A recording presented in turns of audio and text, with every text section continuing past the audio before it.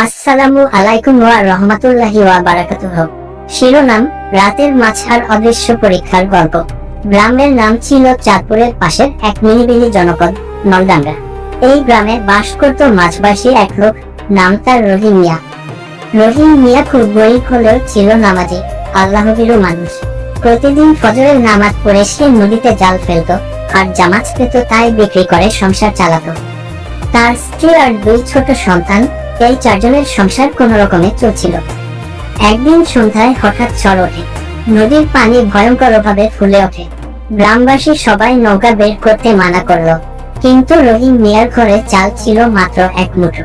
সে মনে মনে বলল, আল্লাহ ভরসা, রিজিক তো তারই হাতে।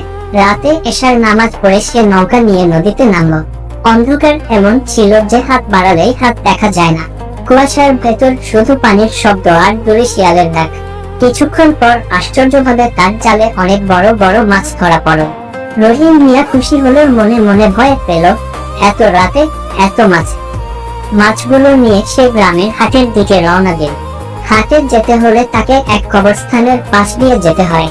লোকমুখে শোনা ছিল, এই কবরস্থানের রাতে জিন ভূতের আনাগোনা আছে।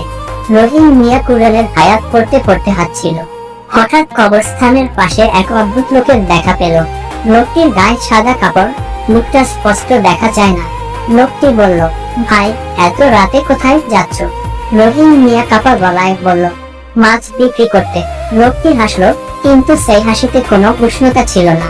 বলল, আমার খুব মাছ দরকার, তোমার সব মাছ আমি কিনবো, দাম দ্বিগুণ দেব। রহিম মিয়ার মাথায় লোভের চিন্তা এল, কিন্তু সে সঙ্গে সঙ্গে বলল, আমি হারাম পথে রিজিক চাই না, আপনি যদি হালাল দামে নেন নিন।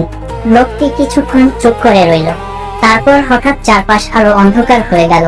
বাতাস ঠান্ডা হয়ে উঠল। কবরস্থানের গাছগুলো নড়ে উঠল, যেন কেউ ফিসফিস করে কিছু বলছে। লোকটি এবার গম্ভীর কণ্ঠে বলল, রহিম, তুমি জানো আমি কে? ভয়ে রহিম মিয়া চোখ বন্ধ করে বলল, আমি আল্লাহ ছাড়া কাউকে ভয় করি না। ঠিক তখনই লোকটি মিলিয়ে গেল, আর সাথে সাথে কুয়াশা হালকা হয়ে এল। রহিম মিয়া বুঝতে পারল, এটা কোনো সাধারণ মানুষ ছিল না, হয়তো জিন কিংবা আল্লাহর পক্ষ থেকে আসা এক পরীক্ষা। ভয়ে ও বিস্ময়ে সে কবরস্থানের পাশে বসে পড়ল এবং 2 রাকাত নফল নামাজ পড়ল। নামাজ শেষে সে অনুভব করল হৃদয়ে এক অদ্ভুত শান্তি।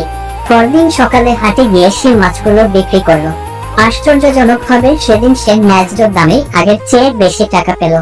শুধু তাই নয়, এক ধনী লোক তার সততার কথা শুনে নিয়মিত মাছ কেনার প্রতিশ্রুতি দিল। সেদিন থেকে রহিম মিয়া বুঝে গেল, আল্লাহ তার বান্দাদের ভয় দেখিয়ে নয়, পরীক্ষা নিয়ে পথ দেখান। রাতের দেখা সেই ভুতুড়ে ঘটনার কথা সে আর কাউকে বলেনি, শুধু আল্লাহর কাছে শুকরিয়া আদায় করেছে।